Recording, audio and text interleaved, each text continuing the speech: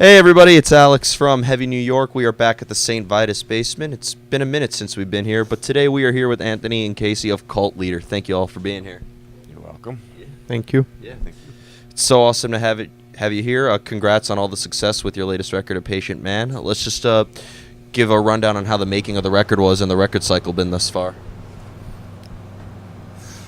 It was very unusual for us anyway.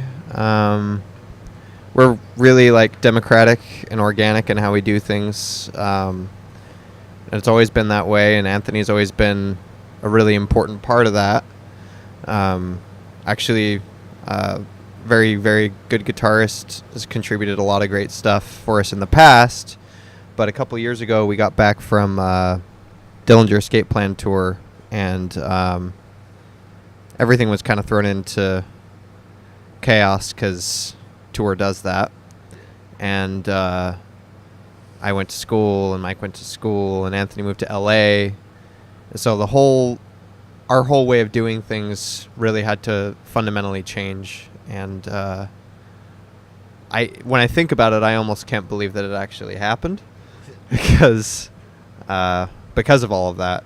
When we showed up to the studio, we hadn't really heard anything that Anthony was doing vocally. There was a lot of leaps of faith on all of our parts through the whole process, and the end result was, I think, something. Well, it seems to be going well. So Yeah, it was good. This is the most detached I had ever been from the writing process, and so it was really frustrating, but also motivating because it was like nothing could be tried out organically. You know what I mean? It had to be as absolutely ready as it could possibly be without being in the same room as these guys. So they were sending me music, and we were occasionally FaceTiming in on practices and stuff. But it slowed the process down a lot, and that's one of the reasons it took a long time to put this out. Okay. But once we were all in the room together and everything was being laid down, and it's just kind of it's us in the room making a record when it came down to it. But then there's constant give and take, and everything has to be massaged, and you have to figure out because everything is just being done in theory up until it's being recorded. So yeah. That took a lot of faith. Yeah, it took a lot of practice, mental practice, to be able to get there in any way and feel prepared. Did you mentioned that this was a very organically made record, but was that all you guys being in different places at different times? Did that kind of influence the sound of the record at all? No, not necessarily. I think just the fact that it's all of us are still contributing the way we would more or less usually contribute. It just is a matter of where we happen to be at the time of writing or recording. You know what I mean? It just, that in itself is the organic change is just mostly how everything is being translated through us at the time. Totally. Oh. I'm not sure how far I should hold this from my face. No, so I'll it's just all go good. This way. That's perfect. A lot of the material was written probably in the last 6 weeks before we went in, or last couple of months. The first couple years of, the majority of the time that we were trying to write, again, was spent adjusting to the new reality. We used to practice 3 days a week, and with that kind of regularity, you can kind of get a kernel for an idea and build on it and hash it out, work it out. But when you're getting together once a week or once every other week or once every 3 weeks or once every month, you forget what you were working on, and so you just start from scratch seemingly every time you get together for the longest time. So there's stuff that made the record that we were trying to figure out for the longest time, but a lot of it was just kind of okay, well now it's go time. And Okay. And a lot of those parts found themselves, some of the parts we were working on for more than a year, snuck their way into some skeleton of something new we were working on, or yeah. Yeah, awesome. One thing I was curious about with this record is that I noticed that there's a lot of different sounds in your record. I feel like this record really has a variety in it, which is what I think made the record so unique. Was this maybe at all like a preconceived idea? Did you want to make a diverse sounding record, or did it kind of just happen that way? It pretty much just happened this way. I mean, because it's like we don't ever approach music with we want a certain amount of songs to be this way or a certain amount of songs to be another way, or like with something. I mean, every now and then there's something like very specific that I have in mind where like I want to try this in a song, but it's not really like the impetus for the song, you know what I mean? Like, so that stuff just came from just the same, like just organic growth, and the record breaks up the way it does simply because those were the songs that we wrote and that they felt like our band. So like whatever fits under the umbrella of what our band feels like to us is pretty wide ranging. And so I think that's kind of one of the things where like it doesn't matter if it's of one style or another necessarily. It's more of like, does it feel like our band or not? Yeah. I would say like simultaneous to that, I think it's fair to say that yes, it was an organic process, and what came out came out. But also, like, we always want to challenge ourselves to do new things every time. I would hope that's the same for a lot of musicians and artists otherwise. But how that exactly takes shape, or again, like, how many songs are like this, how many songs are like that, like, it never reaches that point. It's just what can we do to unearth some new ground for ourselves, explore concepts maybe we haven't explored quite, or so. I mean, it can be both, organic and a little bit like, it'd be nice to put ourselves in a little bit of an healthy some level of discomfort that is healthy for us. Cool. That's how I feel. I feel like, honestly, like trying things that you're not sure about forces you to adapt to that idea. So like the more uncomfortable you are, the harder you have to work to adapt the idea. And I think, and it forces evolution within like the dynamics of what we're doing. And I think that's something I really appreciate about us, is like, it's not just, we're just going to keep writing the same record. It's literally like, if it pushes and makes us uncomfortable, I feel like that's where we're at our best when it comes to writing. Yeah. Absolutely. And it definitely leaves fans like wondering what's going to happen next. I think I've always liked it. You know, there are some bands that kind of put out a similar record and they have a style that defines them and people know what to expect. But I feel like for you guys, experimentation is key for you guys, right? Mm-hmm. Yeah. Yes. Yeah. Now, you mentioned that there's some concepts that are driven into Cult Leader as well. Do these concepts ever determine the outcome of the music as well?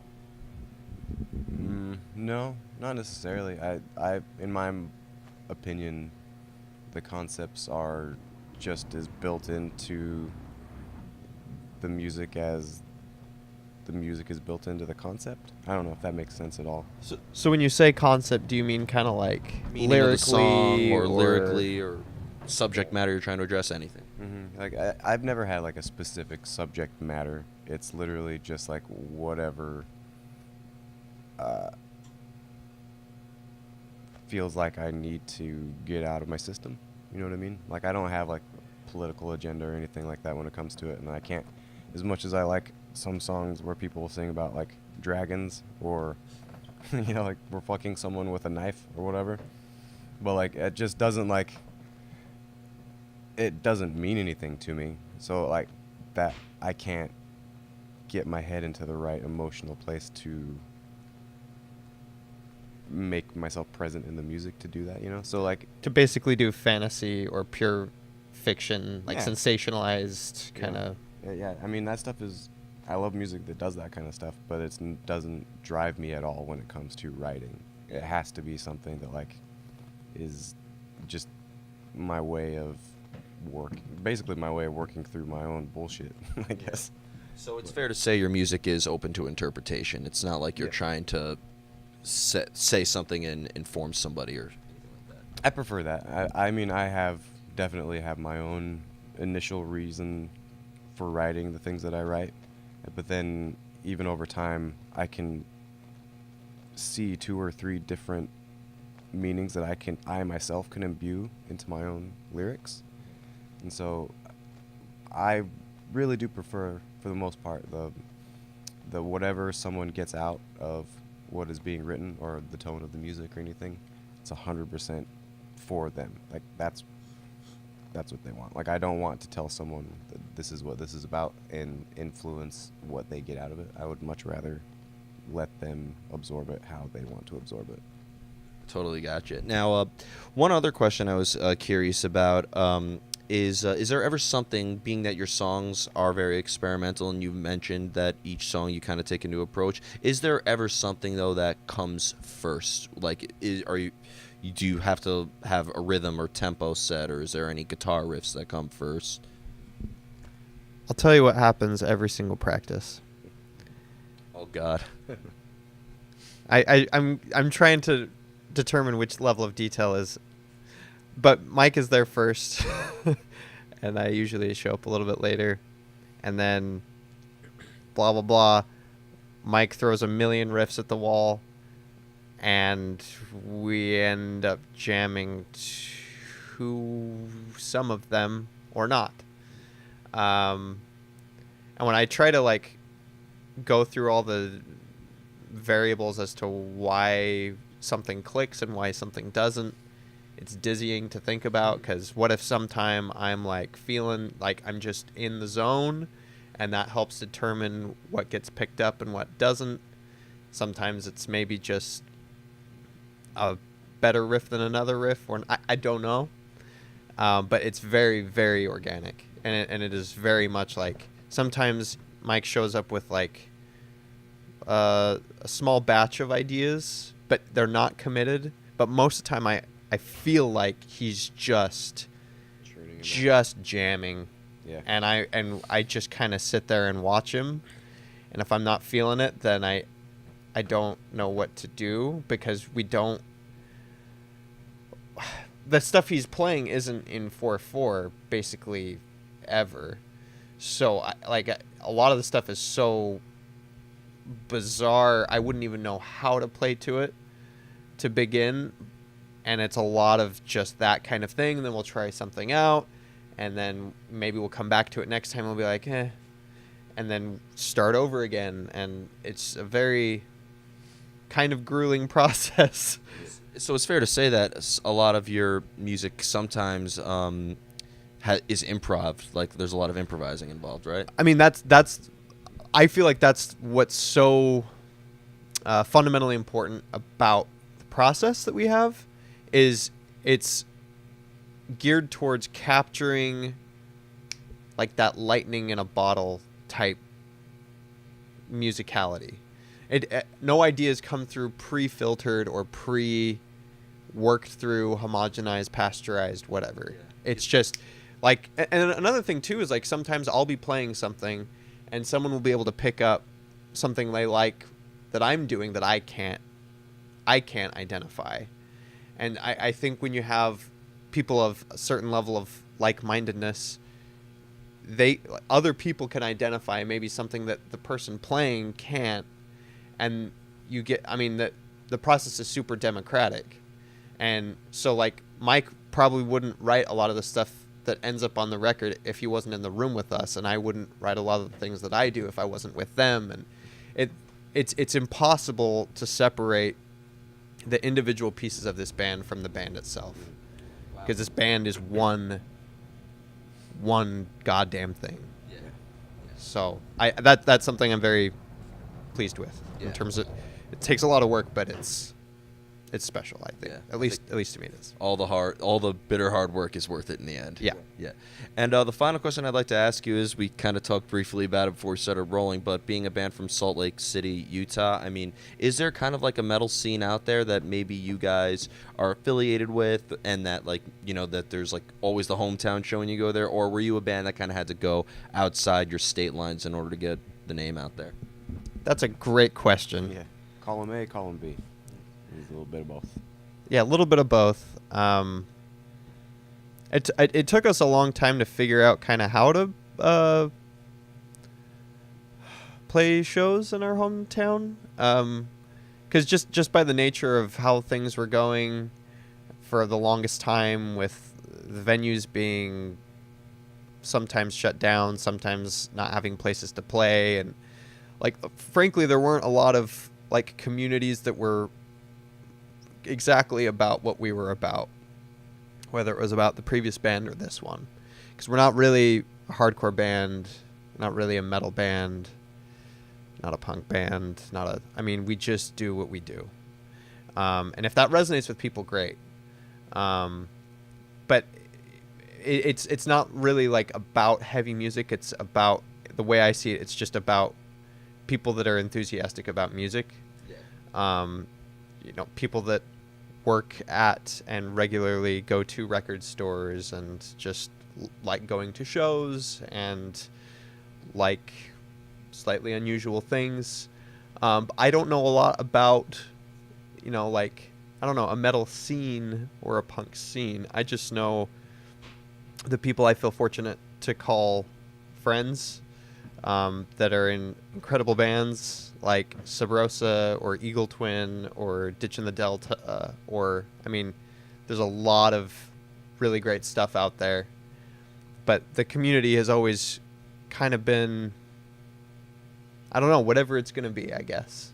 And yeah, home shows are great, but shows on the road are great too.